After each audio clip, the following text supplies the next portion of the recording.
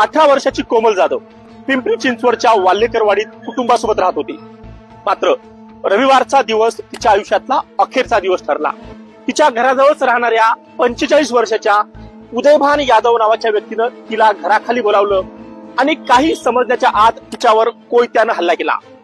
या कोयत्याच्या हल्ल्यात गंभीर जखमी झालेल्या कोमलचा जागीच मृत्यू झाला। नेमकं काय घडलं होतं? उदयभान यादवनं कोमलचा खून कशामुळे केला? पाहूयात या व्हिडिओच्या माध्यमातून।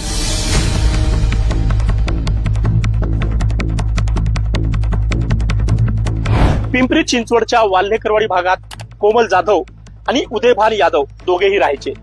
उदयभान युपीचा तर कोमल महाराष्ट्रीयन।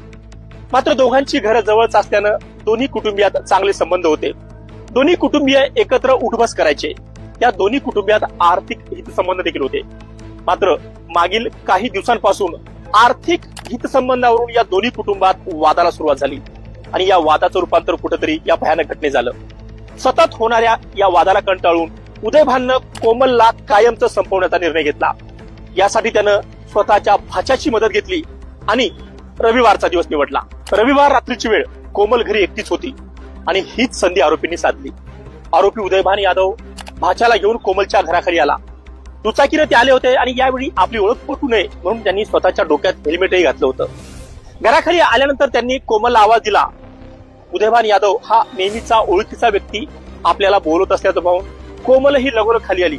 मात्र त्याच वेळी तयारीनिशी आलेल्या या दोघांनी तिच्यावर कोयत्यानं हल्ला चढवला। तिच्यावर सपासप कोयत्यानं वार केले आणि रक्ताच्या थारोळ्यात पडल्यानंतर आरोपी घटनास्थळावरून पळून गेले। दरम्यान काही वेळानंतर कोमलला तातडीनं नजीकच्या रुग्णालयात नेण्यात आलं। मात्र तोपर्यंत उशीर झाला होता। कोमलचा मृत्यू झाला होता। एक प्रकार झालेला आहे।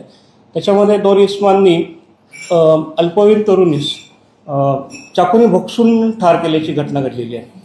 त्या अनुषंगाने सदर गुन्हा हा गंभीर असल्याने माननीय पोलीस आयुक्त तसेच माननीय DCP झोन 1 यांनी तात्काळ त्याची दखल घेतली। आम्ही गुन्ह्याच्या अनुषंगाने संवेदनशील लक्ष घेऊन विविध पथकं तयार केली आणि घटनेवरनं प्राथमिकदृष्ट्या असं लक्षात आलं की आरोपी हे जे आहेत त्या मुलीचे परिचित आहेत।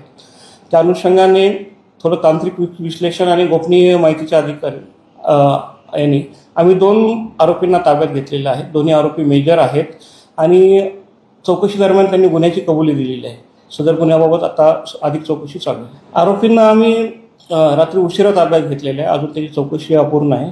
पण मुख्य आरोपी जो आहे उदयभान यादव हा शेजारीच राहणारा आहे आणि त्यांचे नेमके काय संबंध होते, प्रथमदर्शनी काय आर्थिक व्यवहार होते का, या संदर्भात सविस्तर चौकशी चालू आहे। तपासाअंती काय लवकरच निष्पन्न होईल। कोमल आणि उदयभान मागील अनेक वर्षांपासून एकमेकांना ओळखायचे।